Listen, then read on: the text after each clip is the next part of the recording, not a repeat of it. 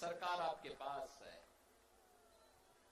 Double engine सरकार यह करके दिखाती है। हमने तो किया है यूपी में। आप देखो ना, 2017 के पहले राम भक्तों पर गोली चलती थी, डंडे चलते थे, और अब दुनिया का सबसे बड़ा राम मंदिर अयोध्या में बनकर के तैयार हो गया। क्या ये लोग रोक पाए?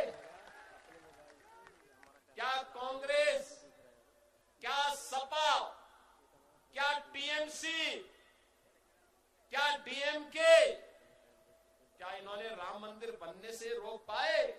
नहीं रोक पाए। और तो जब चलती है डबल इंजन की स्पीड, बुलेट की स्पीड चलती है, बुलेट की स्पीड, ये सब उसमें पंचर होते जाते हैं। ये लोग उसका मुकाबला नहीं कर सकते। आज आप देखते होंगे यूपी के अंदर जब कावड़ यात्रा निकलती है, हर हर महादेव का करते हुए, एक एक कावड़ यात्रा में 4-4 करोड़ लोग होते हैं शामिल। 4 करोड़ लोग एक एक कावड़ यात्रा में, अनेक कावड़ यात्रा निकलती है। गाजियाबाद से लेकर के हरिद्वार के बीच, प्रयागराज से काशी के बीच, अयोध्या से गोरखपुर के बीच, बरेली के अंदर, और हर कावड़ यात्रा में शिव भक्तों की पूरी टोली करोड़ों की संख्या में निकलती है। 2017 के पहले नहीं निकलने देते थे ये सपा, कांग्रेस, टीएमसी नहीं निकलने देती थी। कहते थे कि धर्मनिरपेक्षता खतरे में पड़ जाएगी, दंगे हो जाएंगे। मैं जब 17 में आया था तब भी इन्होंने कहा था नहीं, इसको हो चलने देना चाहिए। मैंने कहा देखो, दुर्गा पूजा भी होगी, कावड़ यात्रा भी निकलेगी, और मैं हेलीकॉप्टर से उसमें पुष्प वर्षा भी कराऊंगा।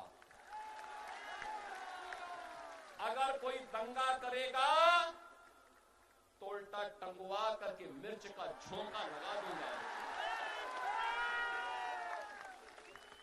आप देखते होंगे वहां माफियाओं के साथ कैसे निपटा जाता है। और ये टीएमसी के गुंडे जो आज धमकी दे रहे हैं ना, इनको अभी से बता दो, अगर धमकी दिया तो 4 मई के बाद उनकी उल्टी गिनती प्रारंभ हो जाएगी। 4 मई के बाद कोई पानी देने वाला नहीं बचेगा, बताना। ये जो लोग आज धमकाने का प्रयास कर रहे हैं उनको बताइए, 4 मई उनके लिए अंतिम वार्निंग है। और डबल इंजन की सरकार बंगाल के अंदर बनेगी तो यहां के हर गरीब को उसका हक मिलेगा। याद करिए ना, यूपी में तो हमने 9 वर्ष में 65 लाख गरीबों को आवास दिए हैं। 16 करोड़ लोग फ्री में राशन की सुविधा का लाभ प्राप्त कर रहे हैं। 10 करोड़ लोगों को वहां पे 5 लाख रुपए हर वर्ष फ्री में स्वास्थ्य की सुविधा प्राप्त होती है। हाईवे है, रेलवे है, उज्ज्वला योजना का कनेक्शन है, हर प्रकार की सुविधा है, कोई दुविधा नहीं। बेटी से लेकर के व्यापारी तक, स्वावलंबन से लेकर के सम्मान तक आज वहां सुरक्षित है। और इसीलिए आप सबसे मैं कहने के लिए आया हूं, टीएमसी, कांग्रेस और वामपंथियों का एक ही जवाब है, और वह जवाब है कि हम सब बीजेपी के कमल चुनाव चिन्ह को यहां पर जिता करके भेजें। और मैं तो आज आपसे कहने के लिए आया हूं, बहनों और भाइयों, मैं आप सबसे कहने के लिए आया हूं, और मैं यहां के माध्यम से ममता दीदी को ही बोलने के लिए आया हूं कि सिंहासन खाली करो कि अब बीजेपी आ रही है।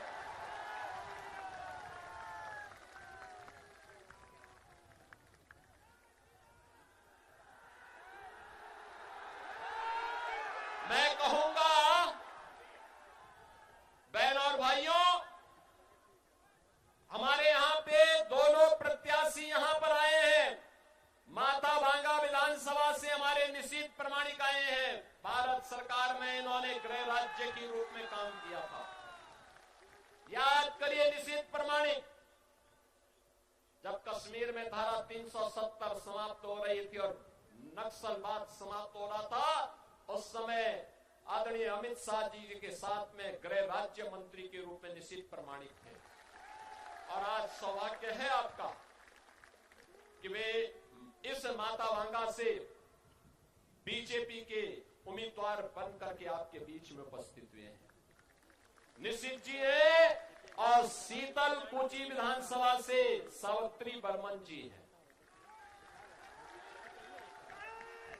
इन दोनों को आपका आशीर्वाद प्राप्त होगा,